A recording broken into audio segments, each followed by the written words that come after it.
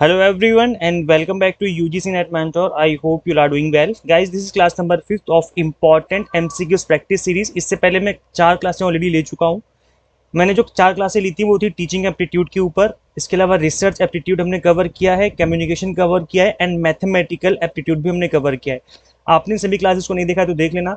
Important MCQ series 2023 करके मैंने playlist बना दी है, तो आप चैनल के प्लेलिस्ट सेक्शन में जाकर के इन सभी क्लासेस को एक्सेस कर सकते हो। क्लास नंबर 5 है आज हम डिस्कस करेंगे unit number 6 that is logical reasoning. इसमें हम स्पेशली पॉलिसीज के एमसीक्यूज करने वाले हैं बिकॉज रिसेंट ईयर में 2023 जो भी रिसेंट एग्जाम हुआ था, 2022 में जो एग्जाम हुए थे वहाँ पर पॉलिसीज से रिलेटेड एमसीक्यूज काफ़ी देखने को मिले थे। तो मुझे लगा आप लोगों को इसके ऊपर क्वेश्चंस की प्रैक्टिस करवा देनी चाहिए। वैसे मैं बता दूं कि मैंने थ्योरी क्लासेस ऑलरेडी ले रखी है यूट्यूब के ऊपर, तो आप उन क्लासेस को भी देख सकते हो। सिंपली सर्च करना यूट्यूब पर यूजीसी नेट मेंटर, आगे लिख देना पॉलिसीज, ऐसे करके सर्च करोगे तो क्लासेस आ जाएंगी, तो आप थ्योरी लेक्चर्स भी देख सकते हो। आज की क्लास में हम इंपॉर्टेंट एमसीक्यूज डिस्कस करने वाले हैं, तो चलिए स्टार्ट करते हैं और डिस्कस करते हैं। दिस इज अबाउट में, जैसे कि आप सभी को पता होगा, आपने अभी तक ये चैनल को सब्सक्राइब नहीं किया है, सो मेक श्योर आप इस चैनल को सब्सक्राइब कर लें। देखो ये जो मैं क्लासेस ले रहा हूँ यूट्यूब पर कंप्लीटली फ्री है, इसमें आपको कुछ भी एक भी पैसा नहीं देना, बस सिर्फ एक चीज़ करनी है, दैट इज कि आपको चैनल को सब्सक्राइब कर लेना है। चैनल को सब्सक्राइब कर लोगे, मैं समझ लूँगा कि मेरी फीस मुझे मिल गई। तो चैनल को सब्सक्राइब जरूर कर लें और साथ ही इन सभी वीडियोस को अपने फ्रेंड्स के साथ शेयर कर सकते हो कि भाई यहाँ से आप इंपॉर्टेंट एमसीक्यूज की प्रैक्टिस कर सकते हैं। तो चलिए गाइस कंटिन्यू करते हैं। मैं क्वेश्चन लेके आऊँगा, आपको क्वेश्चन पढ़ना है। इंग्लिश में क्वेश्चन है, हिंदी में क्वेश्चन है, जिस भी मीडियम से आप इस क्वेश्चन को रीड करेंगे और सोचेंगे इसका राइट आंसर क्या होना चाहिए, फिर मैं आपको क्वेश्चन का आंसर करूंगा और उसके बाद मैं क्वेश्चन को एक्सप्लेन भी करूंगा, आंसर को एक्सप्लेन करूंगा कि भाई आंसर क्यों है ये। और इसके बाद जब कंप्लीट वीडियो आपकी हो जाए तो कमेंट करके जरूर बताना कि आपके कितने क्वेश्चन सही निकले। तो क्वेश्चन है, which of the following arguments is an example of policy of sadharana narrow middle term की बात की जा रही है according to Nyaya philosophy classical Indian school of logic. तो हिंदी में बात करें तो निम्नलिखित में से कौन सा तर्क न्याय के अनुसार एक साधना संकीर्ण मध्य अवधि की भ्रांति का उदाहरण है। तो गाइस देखो, आप सभी को इसके बारे में थोड़ा बहुत आइडिया होगा, आपने इंडियन लॉजिक पढ़ा है और जो आपने Indian school classical Indian school of logic पढ़ा हुआ है न्याय वाला, तो आपको थोड़ा बहुत इसमें आपको आइडिया होगा। और आई थिंक इससे रिलेटेड क्वेश्चन प्रीवियस ईयर में बन भी चुका है। सो यहाँ पर 4 स्टेटमेंट गिवन है। Sound is non eternal because it is produce, sound is eternal because it is audible, sound is eternal because it is produced and sound is quality because it is visible। देखो sound visible तो होती नहीं है ना, तो ये तो हो ही नहीं सकता। और इसके अलावा ऊपर की 3 स्टेटमेंट बचे हैं, तो आप इसमें सोच के बताओ फटाफट से कि क्या आंसर होना चाहिए। ओके, सो आई थिंक आप लोगों ने सोच लिया होगा। So as right answer is option number B, that is sound is eternal because it is audible. So option number B will be the right answer. अब ये क्या है समझ लेते हैं एक बार। This is because the argument is based on equivocation और ambiguity in the middle term audible. जो गाइस ऑडिबल है, यहाँ पर ऑडिबल वाला जो टर्म है इसको यूज किया जा रहा है डबल मीनिंग के साथ। So in the term audible is being used in 2 different sense. यहाँ पर जो ऑडिबल है वो 2 अलग अलग डिफरेंट सेंस में यूज किया जा रहा है। एक सेंस इसका बन रहा है that which can be heard, while in the other sense it means that which exist। एक का मतलब है यहाँ पर कि यहाँ पर जो चीजें हैं वो सुनी जा सकती हैं। मैं हिंदी में भी पढ़ देता हूँ एक बार। श्रव्य शब्द का प्रयोग 2 अलग अलग अर्थों में किया जा रहा है। एक अर्थ में इसका अर्थ है वह जो सुना जा सकता है, और जबकि दूसरे अर्थ में इसका अर्थ है कि वो मौजूद है। तो गाइस यहाँ पर एक ही वर्ड के जब 2 मीनिंग का यूज करके जब यहाँ पर चीजें करी जाती हैं तो वहां पर इक्वोवेकेशन का हो जाता है, और एम्बिजिटी भी कह सकते हो उसको, तो उसका भी यूज हो जाता है। तो इसलिए यहाँ पर जो ये वाला टर्म है, ये वाली जो statement that is sound is eternal because it is Audible, इस वजह से यहाँ पर इस वाले जो आपकी स्टेटमेंट है, जो क्वेश्चन पूछा गया था नैरो मिडल टर्म का, इसका आंसर ये हो जाएगा। सो ये था गाइस। अब देखो यहाँ पर कुछ स्टूडेंट ऐसे भी होंगे जिनको कंफ्यूजन हो रही है कि सर ये क्या चल रहा है, मुझे तो समझ नहीं आ रहा। तो इसके लिए आपको थ्योरी लेक्चर अटेंड करने पड़ेंगे, बिकॉज अगर आपको थ्योरी का कॉन्सेप्ट अच्छे से क्लियर नहीं है तो आप एमसीक्यूज प्रैक्टिस करोगे तो उसमें डिफिकल्टीज आएगी, चीजें समझ में नहीं आएंगी। इसलिए मैं आपको क्लास की स्टार्टिंग में आपको बोला था कि मैंने थ्योरी लेक्चर भी लिए हुए हैं, जिसमें मैंने कंप्लीट लिस्ट ऑफ पॉलिसीज, जितने भी आपकी पॉलिसीज होती हैं सभी को मैंने एक्सप्लेन किया हुआ है। तो अगर आप थ्योरी लेक्चर अटेंड कर लोगे तो एमसीक्यू समझना बहुत ईजी हो जाएगा, और इनफैक्ट क्वेश्चन का आंसर करना एग्जाम में काफी ईजी हो जाएगा। इसलिए इन क्लासेस को जरूर अटेंड करें। जो मैंने थ्योरी लेक्चर ले रखे हैं, मैंने यूट्यूब पर ले रखे हैं, कंप्लीटली फ्री में है।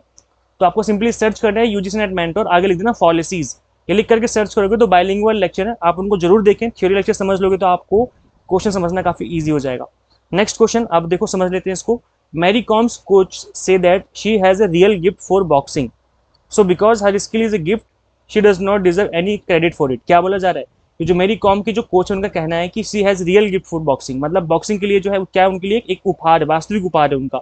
सो मैरी कॉम के प्रशिक्षकों का कहना है कि उसके पास मुक्केबाजी के लिए एक वास्तविक उपहार है, और क्योंकि उसका कौशल एक उपहार है, इसके लिए इसके लिए किसी भी श्रेय का कोई कि वो जो पर्सन है वो कोई पात्र नहीं श्रेय, मतलब उनको यहाँ पर इस बात का क्रेडिट नहीं मिलना चाहिए कि उन्होंने मेहनत करी है, बल्कि उनको गिफ्ट मिला है गॉड की तरफ से, इसलिए उनको कोई भी क्रेडिट नहीं मिलना चाहिए। तो क्या ये बात सही है? ये बात गलत है। पॉलिसी का यहाँ पर यूज किया जा रहा है, क्योंकि भाई देखो गॉड तो गिफ्ट देता है। अगर लता मंगेशकर या सचिन तेंदुलकर गॉड गिफ्टेड कह सकते हो इनको भाई, मतलब उनको तो एक तरीके से एक तरीके से जो गॉड की तरफ से मिला हुआ गिफ्ट है, तो उसमें काफी आगे बढ़ गए वो। लेकिन खुद की भी मेहनत है ना उनकी, मतलब प्रैक्टिस तो बहुत करी होगी। बस सचिन तेंदुलकर ने प्रैक्टिस करी होगी, लता मंगेशकर ने बहुत प्रैक्टिस करी होगी। तो यहाँ पर ये जो पर्सन है इनके पास गिफ्ट तो है, लेकिन उनकी खुद की मेहनत भी है। तो यहाँ पर जिस इनफॉर्मल लॉजिकल पॉलिसी का यूज किया जा रहा है वो कौन सी इनफॉर्मल लॉजिकल पॉलिसी है? तो यहाँ पर आपको बताना है appeal to authority, red herring, equivocation और begging to the question. So guys बताइए इसका राइट आंसर क्या होना चाहिए? फटाफट से पढ़ के और सोच के देखो कि क्या आंसर होना चाहिए। चलो मैं आंसर कर देता हूँ। राइट आंसर होगा equivocation, that is option number third. So यहाँ पे इसका आंसर ये क्यों है? The statement is committing the policy of equivocation where the term gift is being used in two different sense. देखो देखो जो हमने भी प्रीवियस वाला क्वेश्चन किया था सेम वैसा ही एक क्वेश्चन है। वहां पर भी जो आपका ऑडिबल था उसकी दो अलग अलग मीनिंग जो थी वो यहाँ पर यूज की जा रही थी। ऐसे यहाँ पर जो गिफ्ट है वो अलग अलग मीनिंग से यूज किया जा रहा है कि पहला वाला जो सेंटेंस था उसमें जो गिफ्ट का अलग मतलब है, और जो दूसरा वाला सेंटेंस है उसकी उसमें गिफ्ट का अलग मतलब है। देखो पहले वाला जो गिफ्ट था that was real gift for boxing, मतलब उनके पास एक रियल गिफ्ट है। और दूसरे वाले में क्या बोला जा रहा था कि जो स्किल है उनकी वो गिफ्टेड है, इस वजह से उनको कोई भी क्रेडिट नहीं दिया जाना चाहिए। तो गाइस सोच के देखो कि यहाँ पर जो गिफ्ट का वर्ड है, जो यहाँ पर एक वर्ड यूज किया गया गिफ्ट, उसके दो अलग अलग मीनिंग निकल के आ रही है ना। दो अलग अलग तरीके से दो अलग अलग मीनिंग का जो है यहाँ पर यूज किया गया है। सो जब भी ऐसा हुआ कि एक सिंगल वर्ड का दो अलग अलग तरीके से यहाँ पर जो है एज ए मीनिंग यूज किया जा रहा है, दो अलग अलग उसकी मीनिंग निकल के आ रही है सेम वर्ड की, तो वहाँ पर इक्विवोकेशन का यूज किया गया है। So option number C will be the right answer of this question. I hope यहाँ तक आपको समझ में आ गया है। बाकी यहाँ पर देखो लिखा हुआ है इक्विवोकेशन, ठीक है, बाकी आप इसको पढ़ सकते हो अगर आपको पढ़ना है तो। बाकी यहाँ पर लिखा हुआ भी मैंने चीज़ें लिख दी हैं, जो हिंदी मीडियम वाले स्टूडेंट हैं वो इसको खुद से भी पढ़ सकते हैं नीचे। आगे बढ़ते हैं इस फटाफट से। नेक्स्ट क्वेश्चन है everyone is going to be to the party you should go to, मतलब सब लोग पार्टी में जा रहे हैं, हर कोई पार्टी में जा रहा है, आपको भी जाना चाहिए। So this inference commits which kind of policy, किस तरह की पॉलिसी का यहाँ पर यूज किया जा रहा है? सो एड पॉपुलम हो गया, इक्विवोकेशन हो गया, एड वेस्टिंडियम हो गया एंड एड इग्नोरेशन हो गया। तो गाइस बताइए आंसर क्या होना चाहिए? विज्ञापन पॉपुलर, मतलब ये एड वाला एड है, ये विज्ञापन नहीं है, सॉरी, ये एड पॉपुलर में हो जाएगा है ना। गोलमाल, इक्विवोकेशन ये तो हिंदी में कन्वर्जन देखो कितनी बड़ी गड़बड़ हो गई है, गोलमाल लिख के आ रहा है। विज्ञापन, अब देखो फिर से विज्ञापन हो गया, ये एड वेरी कुंडियम है, और ये फिर से विज्ञापन हो गया, ये एड अज्ञानता है, इग्नोरेंस। तो थोड़ा सा कन्वर्जन में इशू हो जाता है, बिकॉज यहाँ पर जो वर्ड है ना ये वर्ड ऐसे ही यूज किया जाता है जैसे इनको पहली बार बनाया गया था, तो इसलिए यहाँ पे यूज। अच्छा देखो यहाँ पर का जो क्वेश्चन है ना, everyone is going to the party you should go to, जब भी कोई ऐसी बात कही जाए जहां पर सभी को मेंशन किया जा रहा है कि सब लोग ऐसे कर रहे हैं तो आप भी कर लो, तो जब भी ऐसी कोई बात कही जाए इसका मतलब है कि वहां पर एड पॉपुलम की बात की जा रही है। अब यहाँ पर पॉपुलम को आप ऐसे समझ सकते हो पॉपुलेशन, कि भाई कंप्लीट पॉपुलेशन कर रही है तो आप भी कर लो। तो इसका मतलब जरूरी तो नहीं कि वो सही हो, है ना, मतलब अगर एक इंसान, सभी इंसान कोई काम कर रहे हैं तो आप भी वो जाके कर लो, ऐसा जरूरी तो नहीं कि वो काम सही हो रहा हो, है ना। तो यहाँ पर उस तरह की पॉलिसी का यूज किया जाए तो यहाँ पर ऑप्शन नंबर ए हो जाएगा राइट आंसर। अब इसका देखो बेस्ट एग्जांपल मैंने यहाँ पे दिया हुआ है कि सब अगर कुएं में कूदने जा रहे हैं तो एक काम करो आप भी कुएं में जाके कूद जाओ। क्या ये सही होगा? गलत हो गया ना भाई, क्यों कूद रहे हो? जब सब कुएं में कूद रहे हैं तो आप तो एटलीस्ट मत कूदो कुएं में। तो ये वो वाली बात हो गई कि भाई सब कर रहे हैं तो आप भी कर लो, तो ये वो वाली पॉलिसी हो गई। सो इन आर्ग्यूमेंटम और ad populum is a policy argument which is based on the claiming a truth और affirming something is good because the majority thinks so, मतलब अगर मेजोरिटी सोचती है कि वो सही है तो जरूरी तो नहीं कि वो सही हो, है ना भाई। इंडिया में सोसाइटी, गांव में, ग्रामीण एरिया में जाओ, कुछ ऐसी सोसाइटी भी है जहाँ पर सोचते हैं कि लड़कियों को नहीं पढ़ाना चाहिए, अच्छी बात नहीं है लड़कियों को पढ़ाना, तो क्योंकि वो मेजोरिटी वहाँ की सोच रही है ऐसा, तो क्या वो सही है? आप खुद सोच के देखो, क्या वो सही बोल रहे हैं, सही सोच रहे हैं, गलत सोच रहे हैं ना वो? तो वो जो मेजोरिटी वाली बात आ गई कि भाई जो मेजोरिटी कर रही है आप भी वही कर लो, तो गलत हो गया ना। यहाँ पर इस तरह की पॉलिसी को एड पॉपुलम कहा जाता है। आई होप आपको समझ में आ गया। आगे बढ़ते हैं गाइज। नेक्स्ट क्वेश्चन है of course you want to buy a golden pair brand phone, golden pair phones look good in one's hand and all the Bollywood stars can be seen carrying them these days, which policy is committed in the above argument? क्या बोला जा रहा है कि निश्चित रूप से एक गोल्डन पेयर ब्रांड का फोन खरीदना चाहते हैं। गोल्डन पेयर फोन जो है किसी के हाथ में अच्छा लगता है और बॉलीवुड के सभी स्टार इन दिनों इसका यूज कर रहे हैं। तो यहाँ पे बताओ कौन सी पॉलिसी जो है वहाँ पे यूज की जा रही है? देखो मैंने कहा था कि जहां पर सबकी बात की जाए ना, कि सब कर रहे हैं तो तुम भी कर लो, तो वहां पर क्या होगा, वहां पर एड पॉपुलम हो जाएगा ना, एड पॉपुलम। सो यहाँ पर ऑप्शन नंबर डी, बिना कुछ सोचे, बिकॉज ये तो लास्ट क्वेश्चन जैसे ही हो गया ना, कि भाई सभी लोग अगर गोल्डन पेयर फोन खरीद रहे हैं और सभी के हाथों में अच्छा लगता है, तो एक काम करो तुम भी खरीद लो, तुम्हारे हाथों में भी अच्छा लगेगा, है ना। तो गाइज इसलिए यहाँ पर जो पॉलिसी यूज की गई है वो क्या यूज की गई है, एड पॉपुलम वाली पॉलिसी यहाँ पर यूज की गई है। So option number four, that is appeal to people, that is argumentum ad populum. There is no fact of scientific judgment to support the idea, but the acceptance lies in the fact that most people believe to be true. मतलब जो most people है, मतलब जो majority है ना, वो मानते हैं कि ऐसा सही है, तो आप भी कर लो। जैसे एप्पल आईफोन है, अब सब कहते हैं कि भाई एप्पल आईफोन ले लो, आपके मोबाइल आपके हाथों में बहुत अच्छा लगेगा, सब लोग यूज कर रहे हैं, एक सिंबल है रिचनेस का कि हम रिच हैं, आप मतलब एक तरीके से दिखाने का, शो ऑफ करने का एक सिंबल है। तो जो मेजोरिटी पीपल है वो ऐसा मानते हैं, इसलिए लोग फोन ले भी लेते हैं, जबकि एक्चुअल में ऐसा सही नहीं है भाई।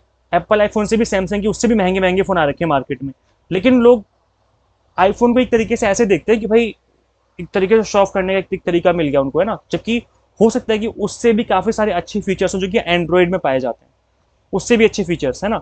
तो वो वाली बात आ जाती है कि यहाँ पर जब सब बिलीव कर रहे हैं कि अच्छा है, तो तुम भी बिलीव कर लो अच्छा है, सब फोन ले रहे हैं तो तुम भी फोन ले लो, ऐसा जरूरी तो नहीं है कि वो बात सही हो। तो यहाँ पे एड पॉपुलम वाली बात आ जाती है, इस वाली पॉलिसी का यूज किया जाता है, और इस पॉलिसी का यूज करते हैं काफी बड़े लेवल पे लोग, कंपनियां भी करती हैं, पॉलिटिशियन भी करते हैं। Next question, planets are big, क्या बोला जा रहा है कि जो जो ग्रह हैं वो काफी बड़े होते हैं, है ना। Therefore the atoms from which they are made are big, तो जो इसलिए जिन परमाणु से वो बने हैं वो बड़े हैं।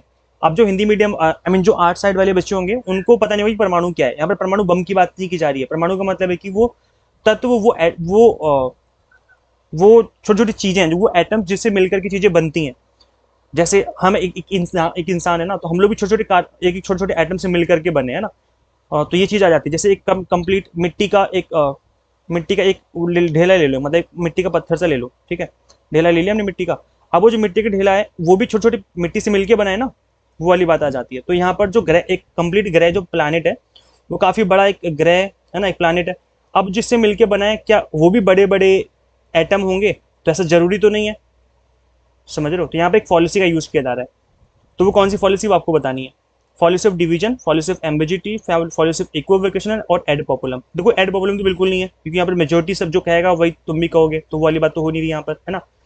तो यहाँ पर अब एम्बिजिटी का मतलब होता है कि चीजों को अस्पष्ट तरीके से कह देना, समझ ही नहीं आएगा कि क्या बोला गया है, तो एम्बिजिटी हो जाता है। इक्विवेकेशन का मतलब होता है कि जहाँ पर दो वर्ड की, जो एक ही वर्ड है लेकिन उसकी दो अलग अलग मीनिंग निकाल दी जाती है, तो वो इक्विवेकेशन हो जाता है। तो वहां पे यहाँ पे भी वो चीज नहीं हो रही है। इसका मतलब ऑप्शन नंबर ए हो जाएगा, policy of division will be the right answer. अब ये पॉलिसी ऑफ डिवीजन क्यों है, मैं इसका आंसर कर देता हूँ फटाफट से।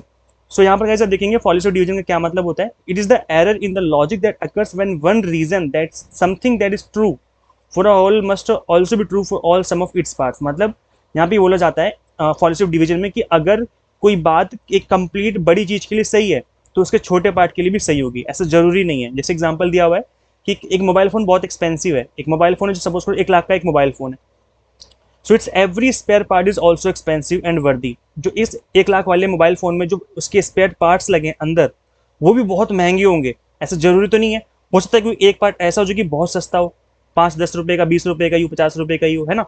तो ऐसा भी तो हो सकता है, और बाकी पार्ट महंगे हो, ऐसा भी हो सकता है। तो यहाँ पर वो वाली बात आ जाती है कि भाई एक कंप्लीट थिंग के अंदर कोई बहुत बड़ी चीज है ये, तो यहाँ पर जो चीजें ये भी बड़ी बड़ी चीजों से मिलकर बना होगा। यहाँ पे जो बोला गया था प्लैनेट्स के अंदर, तो ये बात सही नहीं है। हो सकता है छोटी छोटी चीजों से मिलकर बनाओ, हमें नहीं पता, है ना। तो पॉलिसी ऑफ डिवीजन वाली बात आ जाती है, तो यहाँ पर ये चीज यहाँ पर समझाई जा रही है। अब गैस देखो, मैंने क्लास नंबर 14 और क्लास नंबर 15 जो इंपॉर्टेंट टॉपिक सीरीज है, और ये जो सीरीज है हमारे यूट्यूब पर ही अवेलेबल है, आपको कहीं और नहीं जाना। यूट्यूब पर आप सर्च करना, मतलब सर्च नहीं करना, आप इसी चैनल के प्लेलिस्ट में जाना, वहां पे देखना इंपॉर्टेंट टॉपिक सीरीज करके है। और इस सीरीज की क्लास नंबर 14 और क्लास नंबर 15 में मैंने कंप्लीट तरीके से फॉर्मल इनफॉर्मल पॉलिसीज को पार्ट 1 में और पार्ट 2 में करके कवर किया हुआ है। अगर आप इन दोनों क्लासेस को देख लोगे गाइज, मैं आपको लिख के गारंटी दे सकता हूं कि अगर यहां से क्वेश्चन बना ना फॉर्मल इनफॉर्मल पॉलिसी से, तो छोड़ के नहीं आओगे। बिकॉज मैंने यहाँ पर बिल्कुल बेसिक से बताया। अगर आपको नहीं पता पॉलिसीज क्या होता है तो कोई बात नहीं, मैंने बिल्कुल बेसिक से बताया कि क्या होती है पॉलिसी, कितने तरह की होती है, उन सभी को एक्सप्लेन किया हुआ है। प्लस मैंने कुछ क्वेश्चंस के वहां पर प्रैक्टिस भी करवाई हुई है।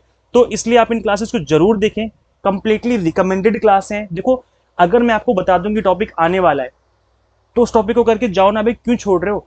तो वही वाली बात है कि ये टॉपिक जो है मोस्ट इंपॉर्टेंट है, एग्जाम में most of the time exam में बनता है, इसलिए इस टॉपिक को बिल्कुल ना छोड़ें। क्लास नंबर 14-15 जरूर देखें। वैसे मैं कोशिश करूंगा कि इस प्लेलिस्ट का लिंक मैं दे दूं इसी वीडियो के डिस्क्रिप्शन बॉक्स में, कमेंट बॉक्स में। अदरवाइज आप इसी चैनल के प्लेलिस्ट वाले सेक्शन में विजिट करना, वहाँ पे इंपॉर्टेंट टॉपिक सीरीज मिल जाएगी, वहाँ पर आपकी क्लास नंबर 14-15 जरूर देखें। डेफिनेटली इससे आपको एडवांटेज मिलेगा। अब देखो गाइस, यहाँ पर हम आपको exam targeted based complete course भी करवा रहे हैं। अगर आप फर्स्ट अटेम्प्ट में एग्जाम करेक्ट करना चाहते हो तो आपको एग्जाम टारगेट बेस्ड स्टडी करने की जरूरत है। जैसे मैंने आज की क्लास में पढ़ाया, बिना टाइम वेस्ट करे, एक एक मिनट बहुत कीमती होता है गाइस, आप समझते नहीं हो। 2-2 3-3 घंटे की क्लास से ले लोगे जिसमें एक घंटे बातें चली तो क्या फायदा है ऐसी क्लास का। 30 मिनट्स 40 मिनट्स की क्लास लो। ये जो जिस तरीके से मैंने क्रैश कोर्स में क्लासेस डिजाइन कर रखी है वो ऐसी हैं, 30 to 40 मिनट्स की क्लासेस हैं। यहाँ पर कंप्लीटली इफेक्टिव तरीके से हमने स्टडी करा रखी है आपको। तो paper 1 commerce management and pol science की तैयारी हम आपको यहाँ पे करवा रहे हैं। Complete content bilingual, English medium, Hindi medium में। एनटीए क्वेश्चन आस्किंग पैटर्न चीजों को कवर किया हुआ है। एंड मॉक टेस्ट में प्रैक्टिस करने के लिए पीडीएफ फॉर्मेट में नोट्स हैं, जिनको डाउनलोड करके आप मल्टीपल टाइम रिवीजन भी कर सकते हो। तो इस कोर्स को करने के लिए सिंपली गूगल प्ले स्टोर से आपको UGC NET mentor app install करनी है। अगर आप iOS यूजर हो तो उसका लिंक भी आपको इसी वीडियो के description box and comment box में देखने को मिल जाएगा। सो गाइस, फटाफट से इस ऐप को इंस्टॉल करके अपने exam target based preparation start कर लीजिए। Thank you so much for watching this video. Share this video with all NET aspirants and subscribe for UGC update and assistant professor job updates. Guys, इस video में इतना ही। मिलते हैं फिर हम लोग नेक्स्ट लेक्चर में। Till then keep watching UGC NET mentor. Thank you so much.